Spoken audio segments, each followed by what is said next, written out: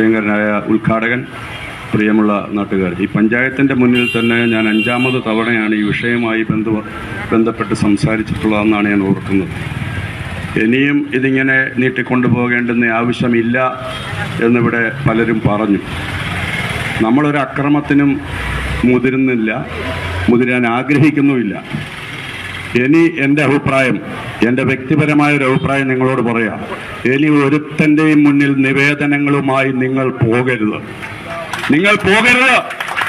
എന്തിനാണ്? നമ്മളുടെ അടുത്തേക്ക് വരേണ്ടുന്ന ഈ ആളുകളാണ് ഈ പഞ്ചായത്ത് ഭരിക്കുന്നത്, ഈ കേരളവും ഈ ഇന്ത്യയും ഭരിക്കുന്നത്, അല്ലേ? നമ്മൾക്കൊരു പ്രശ്നമുണ്ടെങ്കിൽ അത് പരിഹരിക്കാൻ വേണ്ടിയാണ് നമ്മൾ ചെലവും കൊടുത്ത് വിദ്വാൻമാരെയെല്ലാം ഈ സ്ഥാപനങ്ങളിലെല്ലാം ഇരുത്തുന്നത്.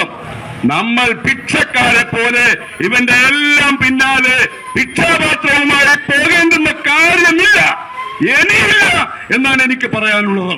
വരട്ടെ അങ്ങോട്ട്.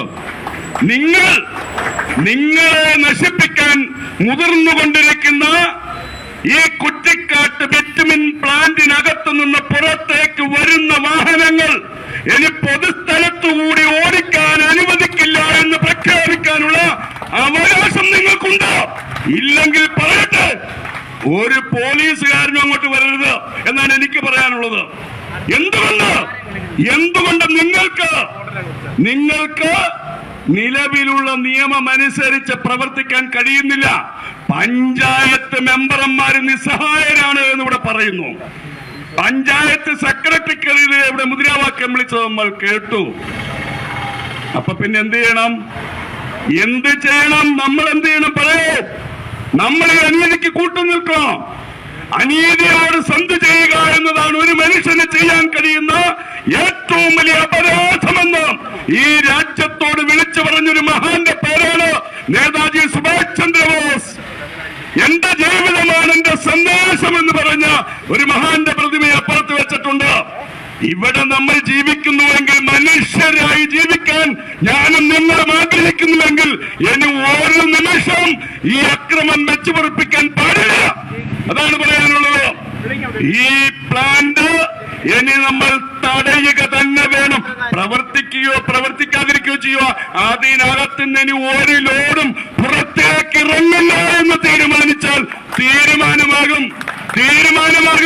അതുകൊണ്ട് ഇതുവരെ കേൾക്കാത്ത സാറന്മാരൊന്നും ഇനി അവിടെ വന്ന് കേൾക്കാമെന്ന് വിചാരിക്കരുത്.